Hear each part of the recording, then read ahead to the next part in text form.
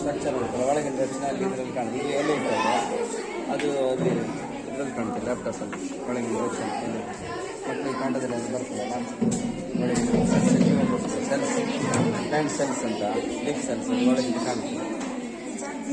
Explain ಮಾಡ ಹೇಳು ಈಗ ನಾನು ಹೇಳಿದೆ ನೀನು ಹೇಳು.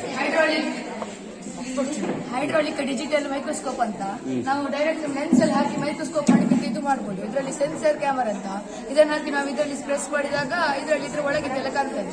ಇದರಲ್ಲಿ ಕ್ಯಾಮರಾ ಯೂಸ್ ಮಾಡಿದ್ದೀವಿ. ಇದರಲ್ಲಿ ಇದಕ್ಕೆ ಅಪ್ಲೋಡ್ ಮಾಡಿದಾಗ ಇದರದ್ದು ಅದರಲ್ಲಿ ಎಂತ ನಾವು ನೋಡ್ತೇವೆ ಅದು ಇದರಲ್ಲಿ ಕಾಣ್ತದೆ ಸೆನ್ಸರ್ ಆಗಿ. ಅದು ಹೈಟ್ ಇದು ಮಾಡ್ಲಿಕ್ಕೆ ಹೈಡ್ರಾಲಿಕ್ ಮಾಡ್ತಾರೆ ಮೇಲೆ ಇದು ಮಾಡ್ತಾರೆ. ಕ್ಯಾಮರಾ ಇದರಲ್ಲಿ ಉಂಟಾ? ಕ್ಯಾಮರಾ ಇದರಲ್ಲಿದೆ. ಅದು ಲೀಫ್ ಸ್ಟ್ರಕ್ಚರ್ ಅದರಲ್ಲಿ ಕಾಣ್ತದೆ.